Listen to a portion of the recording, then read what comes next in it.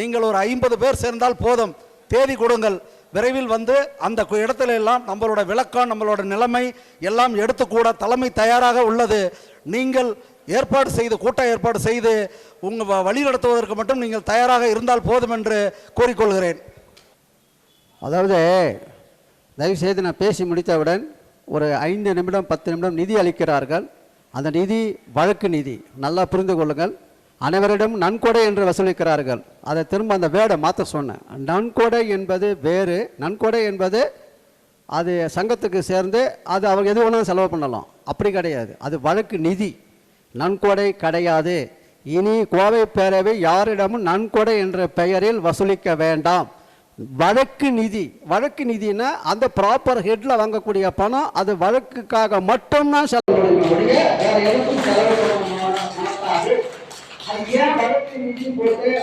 போட்டு அது ஏன் கொண்டு வரேன்றலாம் பேசும்போது சொல்கிறேன். டைம் ஆனதால் இப்போ நான் சுருக்கமாக வரேன். முதல்ல திரு நாமக்கல் சேகர் அவர்களுக்கு என்னுடைய மனமார்ந்த நன்றியை தெரிவித்துக் கொள்கிறேன். ஏனென்றால் காலையில் நான் கேட்டதே நாம் உறுப்பினர் சேர்க்கையை அதிகப்படுத்த வேண்டும். ஏன் அதிகப்படுத்துறேன்னு நான் சொல்கிறேன் உங்களுக்கு. ஆகையால் காலையில் எவ்வளோ பேர் வருவாங்க? நிச்சயமாக நிறையா பேர் வருவாங்க சார். நான் சிறு மண்டபத்தை தவிர்த்து பெரும் மண்டபம் வச்சிருக்கிறேன். 500 பேர் வருவார்கள். பயப்பட தேவையில்லை. எவ்வளவு நியூ மெம்பர் வருவாங்க கேட்டேன். நிச்சயமாக 200 பேர் வருவாங்க நியூ மெம்பர் சொன்னாரு. அந்த 200 மெம்பர் நியூ மெம்பர் வந்திருக்கிறார்கள். அதை அவர் சாதித்து விட்டார். அது அவருடைய தனிப்பட்ட ஒரு உங்களிடம் பேசி தான்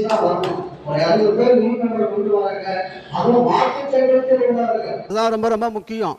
அதெல்லாம் கொண்டு வர்றதுன்றது சாதாரண காரியம் கிடையாது. அதை செய்தவர் அவர். ஆகையால் அவரிடம் ஏற்கனவே நான் என்ன சொன்னேன்னா, ஒரு 600 மெம்பர் வச்சுருந்தார். நாமக்கல்லில் மீட்டிங் போட்டார். அப்போல்லாம் எனக்கு அவர் அவ்வளோ பழக்கம் இல்லை. ஆனால் நாமக்கல்லில் அவர் சிறந்த முறையில் லேட் ஆனாலும் நல்லாவே நடத்தினார். அந்த ஈவினிங்கில் அது எனக்கு ரொம்ப பிடிச்சது. அதுலேருந்து அவர்கிட்ட பேசிட்டு இருக்கேன். 600 மெம்பரை 1000 மெம்பராக ஆக்குங்கள் அப்படின்னு சொன்னேன். இப்போ 600 கூட 800 ஆயிடுச்சு. ராசிபுரம் வருது, அப்புறம் ஓட்டங்களை சொல்றாங்க, நிறைய 1000 வந்துருச்சு. அவரிடம் நான் இப்போது விண்ணப்பித்துக் கொள்வது, சேலம் மண்டலத்தில் 1000 மெம்பரை 2000 உருவாக்குங்கள். நீங்க எந்த இடத்துல வேணாலும் ஏன் இந்த மாதிரி ஒரு மண்டபம் போட்டு கொடுத்து அதுக்கு சாப்பாடு போட்டு நம்மளால அந்த செலவினை வந்து அதிகம். இந்த செலவினை கேட்டிங்கன்னா அதுக்கு காரணம் சொல்கிறேன் நான். ஸோ அப்படியே கேட் மீட்டிங் திருநெல்வேலியில் போட்டோம். திருநெல்வேலியில் போடும்போது நீங்கள் அங்கே உட்காந்து நான் இங்கே பேசுகிறத விட அந்த இடையிலேயே நின்று பேசணுன்னு வச்சுங்க, க்ளோஸாக நின்று, அது ரொம்ப ஹாப்பியாக இருக்குது, ரொம்ப சந்தோஷமாக இருக்குது. ஆகையால் நான் இனி கேட் மீட்டிங்கில் பேசுகிறது தான் விரும்புகிறேன்.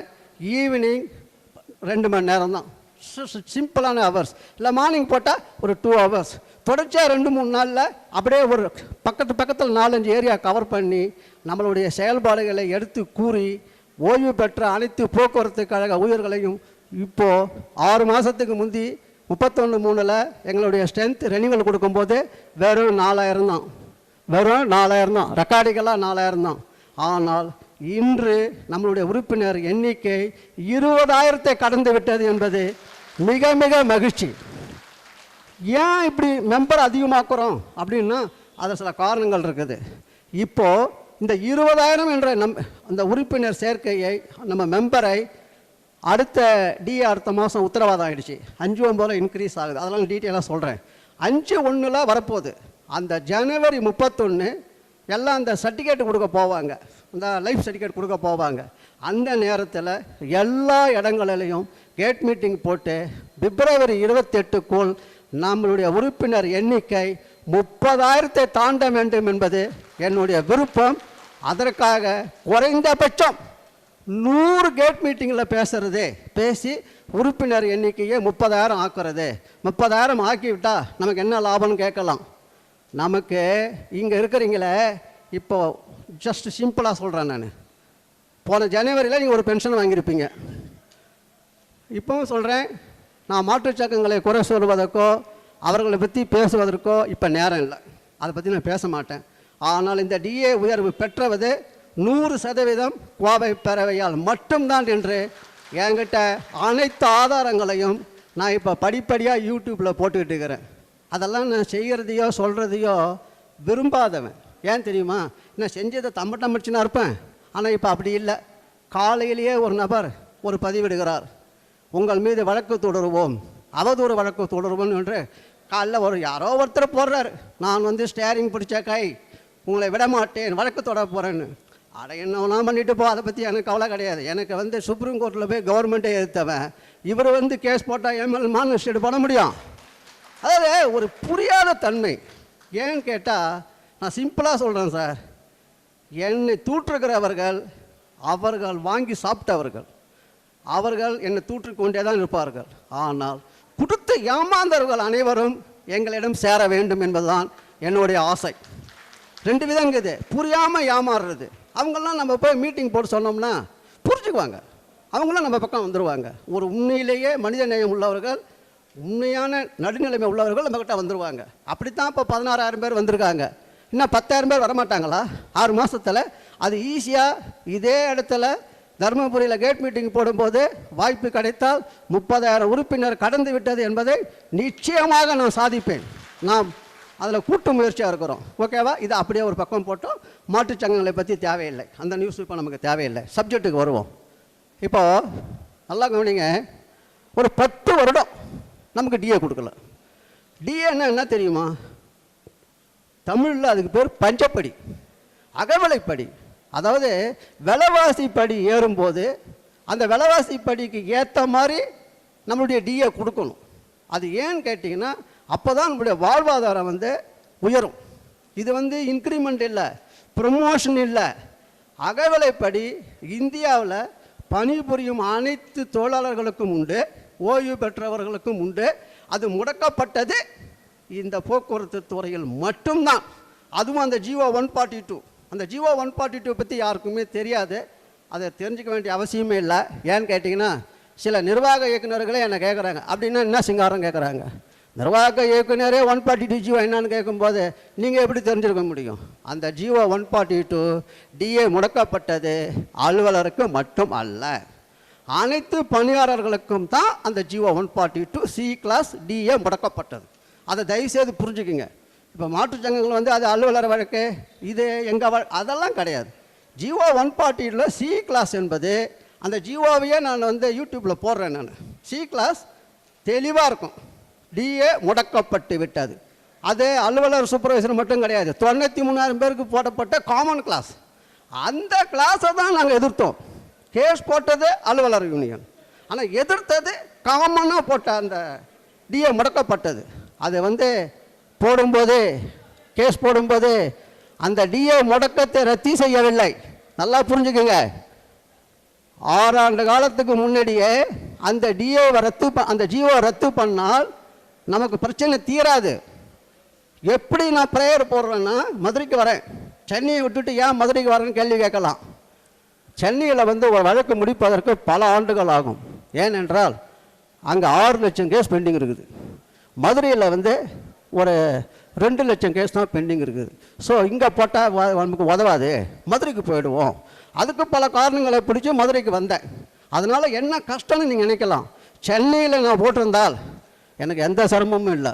ஆனால் மதுரையில் போட்டதால் இதுவரை நான் வந்து ஒரு 59 வாய்தா, 59 தடவை வாய்தாக்களுக்கு மட்டும் மதுரைக்கு வந்திருக்கிறேன்.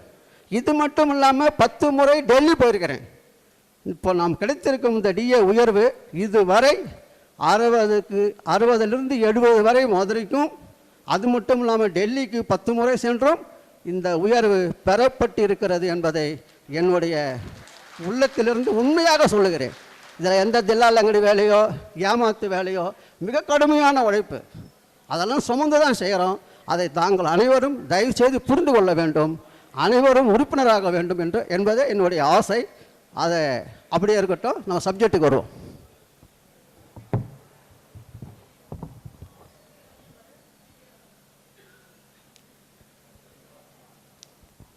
இப்போ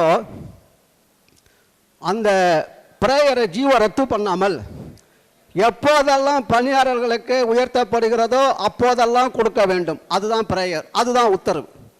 நல்லா கவனிங்க. நம்மளுடைய உத்தரவு என்னன்னு கேட்டிங்கன்னா, ஜீவோவை வந்து ரத்து பண்ணலை, அந்த ஜீவோவை வந்து மாடிஃபை பண்ணுறோம். அதாவது என்ன சொல்கிறது, காஸ்ட் பண்ணுறது வேறு, மாடிஃபை பண்ணுறது வேறு. மாடிஃபிகேஷன் எப்படி பண்ணுறோம், எப்பெல்லாம் பணியாளர்களுக்கு கொடுக்குறியோ அப்பெல்லாம் கொடுத்துரு அப்படின்றதான் நம்மளுடைய ப்ரேயர். அதுதான் உத்தரவும் பெறப்பட்டோம். அதுதான் நமக்கு ஒரு மிகப்பெரிய வெற்றி. அதன் மூலயமாகத்தான் இப்போ அரசாங்கம் உச்சநீதிமன்றத்தில் போன வருஷம் போகும்போது 75 கோடி கமிட்மெண்ட்னு சொன்னாங்க. அந்த 75 கோடி கமிட்மெண்ட்டுக்கு இப்போ கொடுத்துட்டாங்க. நல்லா புரிஞ்சுக்குங்க. போன ஆண்டு அக்டோபர் மாதம் சுப்ரீம் கோர்ட்டுக்கு கவர்மெண்ட் போகுது. அப்போது ஒரு தாக்கல் பண்ணுறாங்க. அதில் வந்து 75 கோடி மந்த்லி கமிட்மெண்ட், அரியர் வந்து ஒரு 3100 கோடி கமிட் பண்ணுறாங்க. இப்போ ஏன் அதை சொல்கிறேன்னா, இப்போ கண்டெம்ட்டில் வந்து என்ன சொல்கிறாங்க தெரியுமா அவங்க, ஐயா அந்த 75 கோடி நாங்கள் கொடுத்துட்டோம். அதாவது எப்படி கொடுத்தாங்கன்னு சொல்கிறேன். ஃபஸ்ட்டு ஒரு 5 கோடி கொடுத்தாங்களா பிப்ரவரியில், அப்புறம் மேல ஒரு 30 கோடி கொடுத்தாங்களா, போன மாதம் ஒரு 5 கோடி 50 கோடி ஆச்சா, அடுத்த மாதம் ஒரு 10 கோடி 60 கோடி ஆச்சா, ஜனவரியில் 15 கோடி அண்டர்டேக்கிங் கொடுத்துட்டாங்க. நல்லா புரிஞ்சுக்கிங்க. மாற்றுச் சங்கத்தில் ஒரு நியூஸ் போடுறாங்க, எங்கே பிஎஃப் கமிஷனில் 2000 கோடி வரணும், அது வந்தால் தான் கொடுப்போம். அதெல்லாம் தவறு.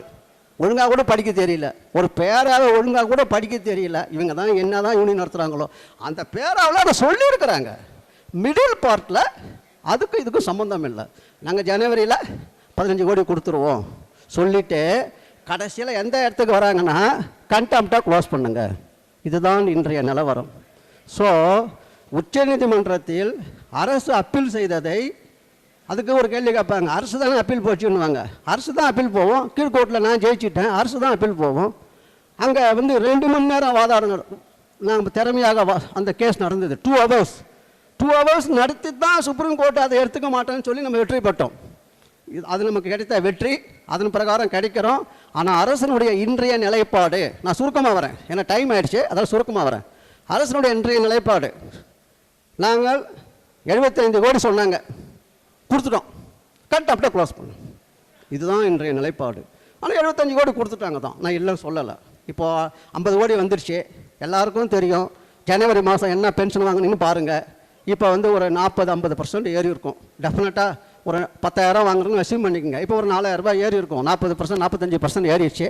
அடுத்த மாதம் ஒரு 15% ஏறப்போகுது.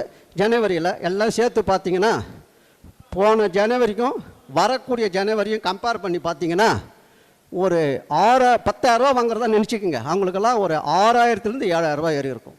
நல்ல பென்ஷன், உங்களுடைய வாழ்வாதாரம் திறம்பட. நாங்கள் கேஸை இரவு பகல் பார்க்காத, இப்போ கூட சொல்கிறேன், 12 மணிக்கு முன்னாடி என்னால் தூங்க முடியாது. வாய்தா வர்ற அன்றைக்கும் காலையிலையும் தூங்க முடியாது. அப்படியெல்லாம் கஷ்டப்பட்டு படித்து நான் வைக்கிற பெரிய வழக்கறிஞர்கள் வந்து ரொம்ப பிஸி. அவங்க படிக்க மாட்டாங்க, ஆனால் நல்லா வாதிடுவார்கள். அவர்கள் வேண்டிய கருத்தை சுருக்கமாக 300 பக்கம் ஃபைல் பண்ணுவாங்க. எல்லா கேஸ்லையும் டாக்குமெண்ட் 300 பேஜஸ் இருக்கும். சுப்ரீம் கோர்ட் உட்பட 300 பேஜஸ் இங்கிலீஷில் இருக்கிறத நம்ம தான் படிக்கணும், ஹின்ஸ் எடுக்கணும், சுருக்கம் பார்க்கணும், ஆர்குமெண்ட்டு எப்படிலாம் போகணும். அவ்வளோ சிரமங்கள் அதில் இருக்குது. அதெல்லாம் நாங்கள் பெருமை பண்ணலை. அவரெல்லாம் கஷ்டப்பட்டு வாங்கிய ஒரு டிஏ தான் இந்த டிஏ என்பதை மட்டும்தான் என்னால் இங்கே சொல்ல முடியும்.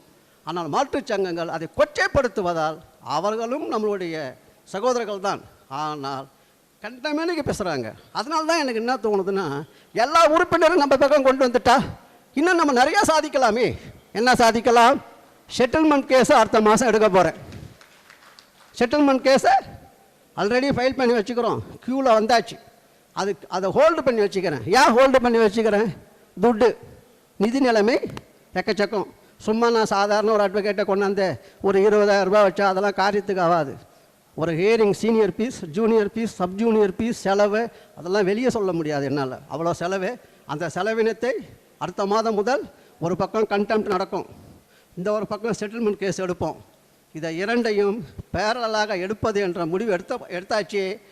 அந்த செட்டில்மெண்ட் கேஸில் என்ன ஒரு இஷ்யூனா, இப்போ தான் ரிட் பெட்டிஷன் ஸ்டேஜ். நல்லா புரிஞ்சுக்கோங்க. இந்த வழக்கு தொடர்ந்து 7 வருஷம் ஆச்சு. 7 வருஷம் கழிச்சு இப்போ தான் பெனிஃபிட் வருது.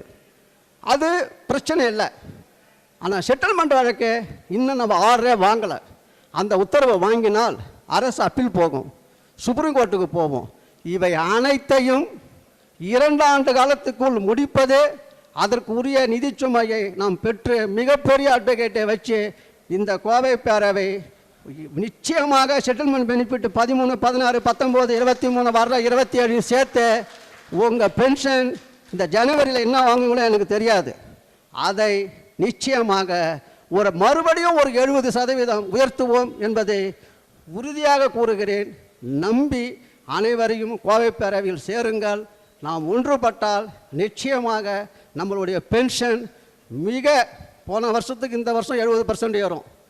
அடுத்த வருஷத்துக்கு ஒரு 2 வருஷம் 2.5 வருஷமோ கழிச்சு இன்னும் ஒரு 70% ஏறும். சிம்பிளாக சொல்லிட்டோமா, ஜனவரியில் 10,000 வாங்கினீங்கன்னா அடுத்த வருஷம் 17,000 வாங்குவீங்க. அதுக்கு 2 வருஷம் கழிச்சு ஒரு 30,000 வாங்குவீங்க. புரியுதா உங்களுக்கு? அதுக்கு நம்மளுடைய ஒரு கூட்டு முயற்சி, நம்மளுடைய மெம்பர் அனைவரும் ஒன்றாக வேண்டும். இந்த முறை அரசு சுப்ரீம் கோர்ட்டில் நாம் எளிதாக வெற்றி பெற்று விட்டோம். அதுக்கு காரணம்லாம் என்னால் ஓப்பனாக சொல்ல முடியாது. ஏன்னா அரசு கவனக்குறைவாக கேஸை நடத்தி விட்டார்கள். நம்மளை அண்டர் எஸ்டிமேட் போட்டாங்க. ஆனால் செட்டில்மெண்ட் வழக்கு வரும்போது அரசு மிக திறமையுடன் எதிர்நோக்கும், ரொம்ப கேர்ஃபுல்லாக இருப்பாங்க. அப்படின்னா என்ன அர்த்தம்? நம்மளும் இப்போ கிடைத்த வெற்றி ஈஸி, அப்போது செட்டில்மெண்ட்டில் பெறப்போகிறது. இப்போ நம்ம என்ன கிடைச்சது தெரியுமா? ஒரு வருஷத்துக்கு 900 கோடி, மாதத்துக்கு 75 கோடி கொடுத்துட்டாங்க, வருஷத்துக்கு 900 கோடி. ஆனால் செட்டில்மெண்ட் வழக்கு வருஷத்துக்கு 1200 கோடி வரும். அரசு விட்டுருமா? 1000 வருஷம், இது 900 கோடி, அது 1200 கோடி. அதாவது வலுவாக எதிர்ப்பார்கள். ஆனால் என்ன வலுவாக எதிர்த்தாலும் நம் பக்கம் நியாயம் இருக்கிறது. நாம் வெற்றி பெறுவோம், ஜெயிப்போம் என்பதை இங்கே தெளிவாக கூறுகிறேன். ஒன்லி கஷ்டம், நிதி அலையணும், அது வேறு வழி கிடையாது, அலைஞ்சு தான் ஆகணும், இல்லைன்னா முடியாது. அதோட அது இருக்கட்டும். இப்போது டிஏ உயர்வு கண்டெம்ப்டை க்ளோஸ் பண்ண சொல்கிறாங்க. 3200 கோடி அரியர் வருது. நீதி அரசரே, நீதிமன்றமே, ஏங்க கவர்மெண்ட்டில் பணம் எங்கெங்க இருக்குது? இதை சொன்னால் இதை மாற்றுச்சங்கம் வேறு மாதிரி திரிக்குது, அது தேவையில்லை. 3200 கோடி கவர்மெண்ட்டில் இருக்காதுங்க. இப்போ இருந்து எஃபெக்ட் பண்ணிட்டாங்கல்ல, ஒரு யூனியன்கிட்ட பேசுங்க, அதை கொஞ்சம் வெயிட் பண்ணிடலாம். அந்த நிலைப்பாடை நீதிமன்றத்துக்கு அரசு நிர்பந்திக்கிறது. ஏன்னு கேட்டிங்கன்னா யூஸ்வலாக எல்லா கோர்ட்டும் அப்படி தான் சிந்திப்பாங்க. ஏன்னு கேட்டிங்கன்னா அப்டேட் 10 வருஷம் கொடுக்கல, அப்டேட் பண்ணி கொடுத்துட்டோம், 75 கோடி ஆயிடுச்சு, 1000 கோடி ஆயிடுச்சு, அரியர் முடியாதுங்க, எங்கெங்கே போவாங்க? 3000 ரூபா, 3000 கோடி, 3200 கோடி வருது, விட்டுருங்க அப்படின்றது பேசுங்க, ஒரு செட்டில்மெண்ட்டுக்கு வாங்க, இல்லை வெயிட் பண்ணுங்க அப்படின்ற நிலைப்பாடு இப்போது இருக்கிறது. ஆனால் திரும்பவும் சொல்கிறேன், நாங்கள் அதை டாக்டிஸாக தான் ஹேல்ப் பண்ணுவோம். அது எப்படி பண்ணுவோம்னா, நான் சிலதெல்லாம் யூடியூப்பில் ஒரு 20 நாளைக்கு முந்தி ஒன்று போடுவேன். அதையே நிலைப்பாடை மாற்றி இப்போது போட்டேன். அதே மாற்றுச்சங்க கரெக்டாக மோப்பம் பிடிச்சி அன்று சிங்காரம் அப்படி சொன்னார், இன்று இப்படி சொல்லுகிறார் பாருங்கள்ன்றாங்க. அதாவது ஒரு நிலைப்பாடு இருக்குது. அன்றைக்கு டிஏ கொடுக்கணும், வாங்கணும்னு நினச்சோம், அது இப்போ உத்தரவாதம் ஆயிடுச்சு. அரியரை வெயிட் பண்ண சொல்கிறாங்க, நான் வெயிட் பண்ண முடியாது, அதனால ஹீரிங்கை இழுக்கிறேன். இதை கூட புரிய வேணாம். எங்க வாங்கி கொடுத்தவனுக்கு போராடினவனுக்கு அரியரை வாங்க தெரியாதா? சில நேரங்களில் வளைஞ்சு கொடுத்து போகணும், அதை வளைஞ்சு கொடுத்து ஹீரிங்கை இழுத்து இப்போ நம்ம அடுத்த ஹீரிங்கில் நாங்கள் ஒரு அஃபிடேவிட் தாக்கல் செய்கிறோம், யூனியனோட பேசிட்டு வரோம், எங்களுக்கு ஒரு 2 வாரம் டைம் கொடுங்கன்னு கேட்டு வாங்கியிருக்கிறேன். அதனுடைய நோக்கம் பேக் அடிக்கலை, அரியரை ஹோல்டு பண்ணி இப்போ ஸ்டேட்மெண்ட் அரியர் நான் அஃபிடேவிட் தாக்கல் பண்ண போகிறேன், வர சனிக்கிழமை தாக்கல் பண்ண போகிறேன். அதில் தெளிவாக சொல்லிவிடுவேன், ஐயா 75 கோடி கொடுத்தீங்க ஹாப்பி, இந்த வருஷம் டிஏ கொடுக்கல, இந்த வருஷம் இன்க்ரீஸ் கொடுக்கல, அப்புறம் ஒழுங்காக வருஷம் ஏற்றணும் இல்லையா, அதையும் கொடுக்கணும், அரியரையும் கொடுக்கணும். வேணுமா தான் ஒன்று செய்யுங்க, அரியரை வேணுமா தான் இன்ஸ்டால்மெண்ட்டில் எடுத்துங்க, உங்கள் இஷ்டத்துக்கு, கவர்மெண்ட் இஷ்டத்துக்கு எடுத்துங்க. ஆனால் இந்த டிஏ எப்போதெல்லாம் பணியாளர்களுக்கு கொடுக்குறீங்களோ அப்போல்லாம் எனக்கும் ஏற்றணுன்றத அஃபிடேவிட் தாக்கல் பண்ணுங்கன்னு சொல்ல போகிறேன். ஏன் சும்மா கேஸ் போட முடியாது. நம்ம ஒரு பக்கம் 75 கோடி ஜனவரியோடு வாங்கிடுறோம், ஆனால் இந்த வருஷம் டிஏ வாங்கலை, ஒவ்வொரு வருஷம் ஏறும்போது வாங்கிறதுக்கான உத்தரவாதம் இந்த கண்டெம்ட் பெட்டிஷனில் கவர்மெண்ட்டு அஃபிடேவிட் தாக்கல் பண்ணணும். அதுக்காக பல ஹீரிங் நடக்கும். கவர்மெண்ட்டு அப்படி கொஞ்சம் கொஞ்சமாக வாய்தா வாங்குவாங்க, நமக்கு செலவினம் தான், அதை நம்ம சமாளிப்போம். அரியர் எனி இன்ஸ்டால்மெண்ட் கவர்மெண்ட் எவ்வளோ முடிவு பண்ணுதோ அதன் பிரகாரம் கொடுக்கணுன்றத என்னுடைய இந்த அஃபிடேவிட்டில் 3 பிரதான கோரிக்கைகள் இருக்கும். அது என்ன 3ன்னு சொல்லிடுறேன்.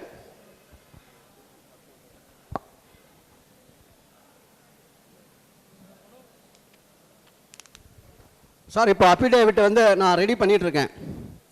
சிம்பிளாக சொல்கிறேன் பாருங்கள். நேற்று அட்வொகேட்டை பேசினேன். சார் அஃபிடேவிட் ரெடி பண்ணுமான்னாங்க. ஒரே வார்த்தை சொல்லிட்டா, நீங்கள் ரெடி பண்ணிட்டு வந்துருங்க சார், நம்ம ஃபைல் பண்ணிடலான்றாரு. அர்த்தம் புரியலையா? அவர்கள் வந்து வேலை பார்க்கலாம் டைம் இல்லை. நீங்கள் ரெடி பண்ணிவிட்டு வந்துடுங்க, நம்ம ரெடி பண்ணிட்டு போகிறதுல அப்படியே கையெழுத்து போட்டு அவங்க ஃபைல் பண்ணிவிடுவாங்க. அந்த அளவுக்கு தான் அவங்க பெரிய அட்வொகேட். டைம் இல்லை, நம்ம என்ன கொடுக்குறோமோ அதை அவங்க நம்புவாங்க, கையெழுத்து போட்டு ஃபைல் பண்ணிவிடுவாங்க. இப்போ நான் வந்து அதில் ஒரு 3 கண்டிஷன், அந்த நம்மளுடைய தீர்க்கப்படாத 3 பிரச்சனை இருக்குது. அந்த 3 பிரச்சனையும் நம்ம தீர்க்கணும். காலையில் ஒரு 6 மணிக்கு எழுதுவேன். எப்பயுமே என் பழக்கம் வந்து காலையில் நோட்ஸ் எடுத்து தான் எழுதுவேன். இது ஏன் உங்களுக்கு படிக்கிறேன்னா, அட்வொகேட்டுக்கிட்டே நம்ம என்ன கொடுக்குறோமோ அது பெரிய அட்வொகேட்டை வச்சு சாதிச்சு தான் இதை சாதிக்கிறோம். இந்த ஒரு பக்கத்தை எழுதுறது கூட மாற்றுச் சங்கங்களுக்கு தகுதி இல்லை. எங்கே வேணாலும் சொல்லுவேன், அவங்களுக்கு அட்வொகேட்டுக்கு இதை போய் ஃபீட் பண்ணணும், அந்த தகுதியும் இல்லை. அப்போ எப்படி கேஸ் ஜெயிக்கும்? கேஸ் ஜெயிக்காது. இதை பற்றி உண்மையெல்லாம் யூடியூப்பில் போடுறேன், இங்கே டைம் இல்லை. நம்மளுடைய ப்ரேயர் வந்து 3 பார்ட்டாக பிரிக்கிறேன் இப்போ ஃபைல் பண்ணுறதில்ல. அதாவது 2 டைப் ஆஃப் பென்ஷன் இருக்குது. Pre pensioner, post pension. நம்ம வாங்குறது 203%. நல்லா கவனிங்க, 203% இப்போ வாங்கிட்டு இருக்கீங்க. இன்னொரு கேட்டகரி 33%. 2 கேட்டகரி. இந்த 5-9 அது 221% ஆகும், 42% மாறுது. ஒரு 18% 9% ஏற்றுறாங்க. ஸோ அது முடிஞ்சு போச்சு. 5-9 அது கன்ஃபார்ம்டு. அது 6 வாங்கிட்டோம். ஜட்ஜிக்கிட்ட சொல்லி 5-9 கொடுக்க சொல்லி 6 வாங்கிட்டோம். அது முடிஞ்சு போச்சு. மறுபடியும் 15 கோடி ஒதுக்குறாங்க. நல்லா புரிஞ்சுக்குங்க, 15 கோடி தான் ஒதுக்கியிருக்காங்க ஜனவரியில். ஆனால் அந்த 15 கோடியை எவ்வளோ கொடுக்க முடியும்னு கேட்டிங்கன்னா, சிம்பிளாக சொல்கிறேன், இந்த 18% 27% கொடுக்கலாம். அந்த 9% எத்தனை 42 ஒரு 13 கொடுக்கலாம். கிட்டத்தட்ட அப்போவும் ஒரு 4-5% துண்டு விழும். நல்லா புரிஞ்சுக்கோங்க, ஜனவரியில் இருக்கிற 15 கோடியை கொடுத்தால் நம்ம கிட்டத்தட்ட வந்துட்டோம். அதாவது 257க்கு 248 வந்துடுவோம். 10% நிற்கும். இந்த இன்னொரு கேட்டகரிக்கு 3% நிற்கும். அவ்வளோதான் நிற்கும். அந்த 9%யும் இந்த 3%யும் தான் இப்போ பிரச்சனை. சரி சரி, இப்போது நல்லா கவனிங்க சார். யாரெல்லாம் இப்போ வந்து 203 வாங்குறீங்களோ ஜனவரியில் அவங்களுக்கு 248% உத்தரவாதம். யாரெல்லாம் இப்போ 33% வாங்குறீங்களோ அவங்களாம் 53-54% உத்தரவாதம். மீதி கொஞ்சம் சொச்சம் இருக்குது, ஒரு கொஞ்சம் ஃபியூ பர்சன்டேஜ். அதுக்கு வந்து நிதி பத்தாது 15 கோடி. அதுக்கு தான் என்ன சொல்கிறேன், இன்னும் 5 கோடி கொடுங்க. 75 கோடி கொடுத்தல 80 கோடி கொடு. அதுதான் இப்போ கேஸ் நடக்குது கண்டெம்ட்டில். அட்வொகேட் என்ன சொல்கிறாரு, ஏஜி அவங்க 75 கோடி தான் சொன்னாங்க, அது கொடுத்தாச்சு. ஐயா அது போன வருஷம் நிலவரம், இந்த வருஷம் நீ அந்த ஏற்றலை, அதுக்கு 5 கோடி கொடு. அதுதான் கேஸ் நடக்குது. அந்த 5 கோடியை நிச்சயமாக நீதிமன்றம் நம்ம இந்த ஜனவரி பென்ஷனில் ஏற்றி விடுவோம். ஏற்றாவிட்டால் பிப்ரவரி மாதம் ஒரு சின்ன பாலிசி இருக்குது இல்லை, சரி ஒன்று 15 கோடி 20 கோடி ஆக்கு, இல்லை 5 கோடி பிப்ரவரியில் கொடு. ஸோ ஆக மொத்தம் இந்த வருடம் அடுத்த டிஏ வருது இல்லையா அக்டோபரில், அந்த டிஏவும் சேர்த்து நாம் ஜனவரியிலேயோ பிப்ரவரியிலேயோ நிச்சயமாக வாங்கி விடுவோம். 10 ஆண்டு காலத்துக்கு பிறகு பிப்ரவரி மாதம் பென்ஷனில் பணியாளர்களுக்கும் ஓய்வு பெற்றவர்களுக்கும் ஈக்குவலாக டிஏ இருக்கும் என்பதை நாங்கள் இங்கே உத்தரவாதம் தருகிறோம். அதுதான் என்னுடைய prayer. To pay dearness allowance on par with serving employee, that is 257% to pre revised and 58% to post revised pensioner. இது வந்து என்னுடைய ப்ரேயர். ஃபஸ்ட் ப்ரேயர்னு சொல்லுவாங்க, எனக்கு இது கொடுக்கணும், ஏற்றணும், 5 கோடி கொடு அப்படின்னு சொல்லுவேன். ரொம்ப திறமையாக நடக்கும், பல ஹீரிங் நடக்கும். ஒரு ஹீரிங் எவ்வளோ செலவுன்றதை என்னால் சொல்ல முடியாது, அதுக்கான நிதிச்சுமை அது வேறு. ரெண்டாவது சிம்பிள், ஒரு அஃபிடேவிட்டை ஃபைல் பண்ணு. என்ன அஃபிடேவிட் ஃபைல் பண்ணுன்னா, எப்பப்பெல்லாம் நீ ரெகுலர் எம்ப்ளாய்க்கு ஏற்றுறியோ என்னாச்சு, சேர் உடையுது, சேரு அங்கங்கே உடையுது, கொஞ்சம் சேர் குவாலிட்டி இல்லை, பாவம் அடிபட்டுற போகிறாங்க. சார் சேரில் உட்காருங்க, தயவுசெய்து கேர்ஃபுல்லாக இருங்க, இங்கே ஒன்று உடஞ்சிது அங்கே ஒன்று உடஞ்சிது. ஏன்னா நமக்கு வந்து இது அடிபட்டுறக்கூடாது, ரொம்ப ரொம்ப முக்கியம். சரி, அடுத்த ப்ரேயர் சார் ரொம்ப முக்கியம். கவர்மெண்ட்டு அஃபிடேவிட்டு ஃபைல் பண்ணணும். என்னன்னு கேட்டால், எப்பப்பெல்லாம் சர்விங் எம்ப்ளாய்க்கு ஏற்றுறையோ அப்போல்லாம் கொடுக்கணும்னு ஒரு அஃபிடேவிட்டை ஃபைல் பண்ணு. ஏன்னா அது ரொம்ப பிரதானம். ஒரு வருஷத்துக்கு 7 கோடி ஏற்றணும், வருஷத்துக்கு எவ்வளவு? திரும்ப மாடம் கட்டி போட்டுருவான், மூட்டை கட்டிடுவான். அது விடவே கூடாது. எப்பப்பெல்லாம் சர்விங் எம்ப்ளாய்க்கு கொடுக்குறியோ அப்போல்லாம் ஏற்றணுன்ற அஃபிடேவிட் கவர்மெண்ட்டு கண்டெம்ப்டில் தாக்கல் செய்ய வேண்டும். அந்த அஃபிடேவிட்டை நம்ம வாங்கியே தீர வேண்டும். வாங்கினா தான் நம்ம கொஞ்சம் ஹாப்பியாக இருக்கலாம், இல்லைன்னா மூட்டை கட்டிடுவான். ஸோ இதில் ரொம்ப பிரதானமாக இருப்போம். அட்வொகேட் சீனியர் சொல்லுவேன், எந்த விலை கொடுத்தாலும், எத்தனை கேரி வந்தாலும், எவ்வளோ ஃபீஸ் கட்டினாலும் அஃபிடேவிட் வாங்கியே தீருவோம். எப்போதெல்லாம் பணியாளர்களுக்கு ஏற்றுக்கிறாயோ அது ஏற்றித்தான் ஆகணும். அடுத்த வருஷத்துலேருந்து அந்த பென்ஷன் நாங்கள் ஏற்றணும், இந்த பென்ஷனில் எம்எல்ஏக்கு ஏறணும். அந்த காலகட்டம் ரொம்ப தூரத்தில் இல்லை, அதை நம்ம சாதித்தே தீருவோம். டிஏ மேட்ரு முடிஞ்சிச்சு, அரியர் இன்ஸ்டால்மெண்ட்டு. ஸோ இந்த சப்ஜெக்டை முடிச்சிருவோம். அடுத்த மாதம் செட்டில்மெண்ட் எடுக்க போகிறோம். அந்த வழக்கை நமக்கெல்லாம் வயசாகிடுச்சு. கிட்டத்தட்ட வருஷத்துக்கு 6000 பேர் 7000 பேர் இறக்குறார்கள். 90000 பேர் பென்ஷனில் 6000 பேர் 7000 பேர் இறக்குறார்கள். கடந்த வெள்ளிக்கிழமை ஒரு ஹியரிங் நடந்தோம் கண்டெம்ட்டில். நாங்கள் தாட்சாயினின்ற ஒரு சீனியர் கவுன்சிலை கூட்டின்னு வந்தோம் சென்னையிலேருந்து. அந்த அம்மா ஒரே ஒரு கேள்வி தான் கேட்டாங்க, 2000 கோடி பணம் ஒதுக்கி விட்டீர்கள், இன்னும் எவ்வளோ பேர் இறந்ததுக்கப்புறம் இந்த டிஏ அஃபெக்ட் பண்ண போகிறீங்கன்னு கேட்டாங்க. அவ்வளோதான், வேற ஒன்றும் கேட்கல. பணம் ஒதுக்கிட்டீங்க, நம்ம கேஸை பேஸ் பண்ணி சார் பணம் ஒதுக்குனது நம்ம வழக்கின் அடிப்படையில் 2000 கோடி ஒதுக்கிட்டாங்க. ஆனால் எடுத்து கொடுக்க மாட்டேன்றீங்க. பணம் இருக்குல்ல, 900 கோடி பணம் மீதி இருக்குல்ல, கொடுக்க மாட்டேன்றீங்க. அப்போ இன்னும் எவ்வளோ பேர் சாகணும்? செத்ததுக்கப்புறம் நீ கொடுப்ப. இதுதான் பிரதான வாதம். 2 நிமிஷம் தான் பேசுனாங்க. மண்டே அன்னைக்கு அஃபிடேவிட் ஃபைல் பண்ணிட்டான். இது வரைக்கும் அந்த பேலன்ஸ் எப்போ கொடுப்பேன்ற சொல்லவே மாட்டாங்க. இப்போ தான் சொல்லியிருக்கிறாங்க பேலன்ஸ் கொடுத்து கண்டெம்ப்டை க்ளோஸ் பண்ணுன்னு. நம்ம கண்டெம்ப்டை க்ளோஸ் பண்ண மாட்டோம், டைம் வாங்கிட்டோம்.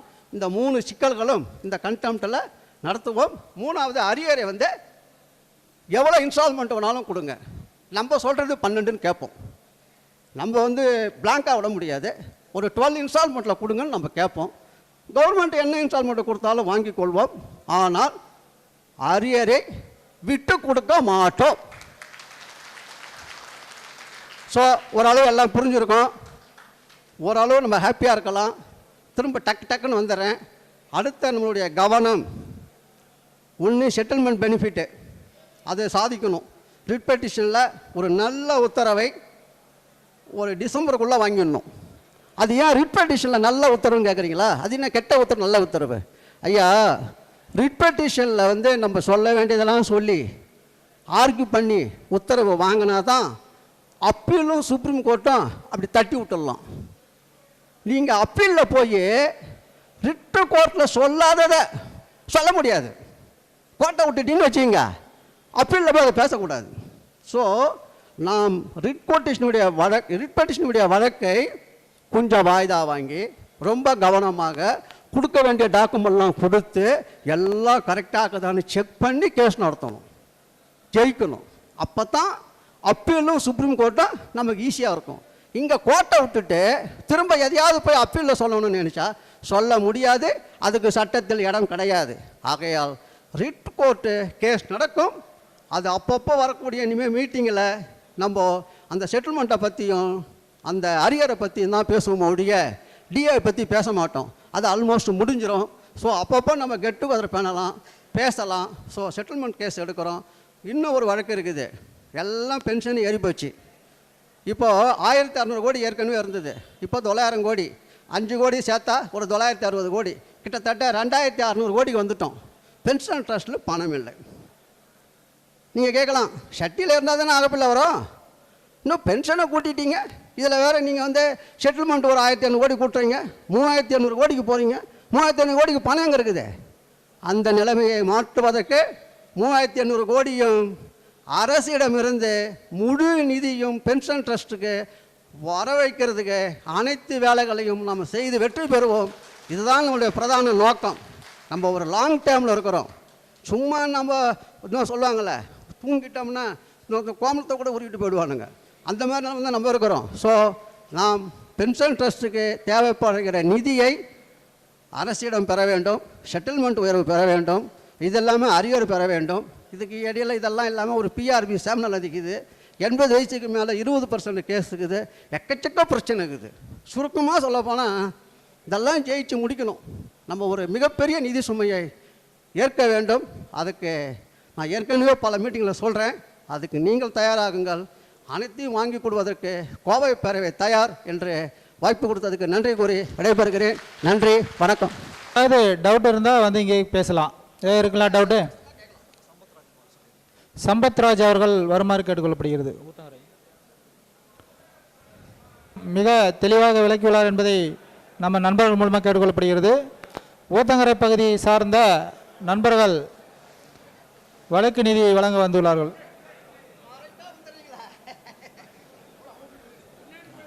ஊத்தங்கரை பகுதியை சார்ந்த பணியாளர்கள் 1,30,000 ரூபாய் வழக்கு நிதியாக தற்போது வழங்க உள்ளார்கள். மிகப்பெரிய ஒத்துழைப்பு கொடுத்து உற்சாகப்படுத்துமாறு கேட்டுக்கொள்ளப்படுகிறது.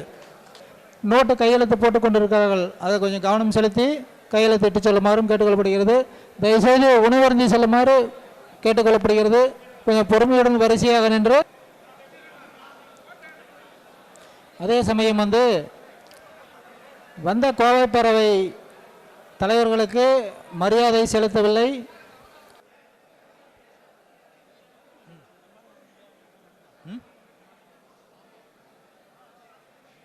கழகத்தில் நாம் எவ்வளவோ சிரமப்பட்டு இந்த நிலைமைக்கு நாம் வந்திருக்கிறோம். இந்த நிலைமைக்கு வந்ததுக்கு நமது ஐயா கோவை பேரவை தான் நமக்கு உறுதுணையாக இருந்து நம்மளை காத்து வராங்க.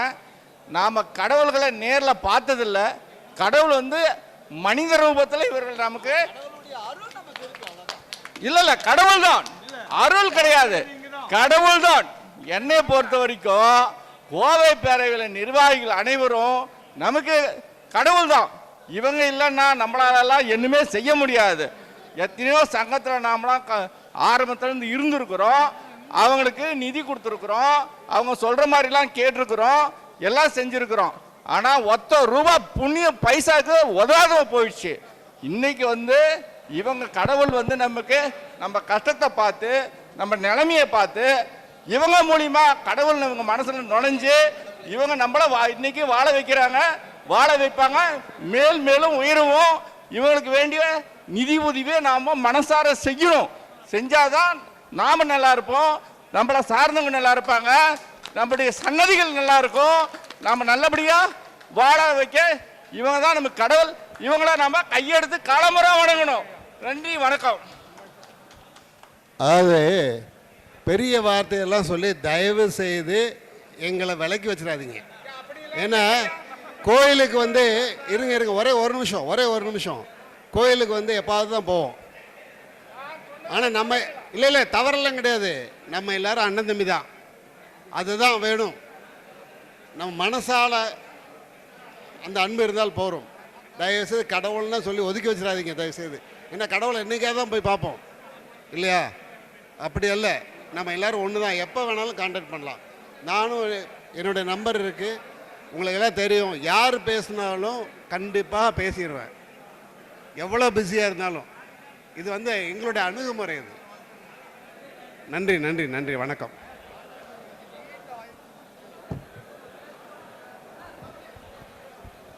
கரங்குப்பி உற்சாகப்படுத்துமாறு கேட்டுக்கொள்ளப்படுகிறது. சார்பிலாக மனமார்ந்த நன்றியை தெரிவித்துக் கொள்கிறோம்.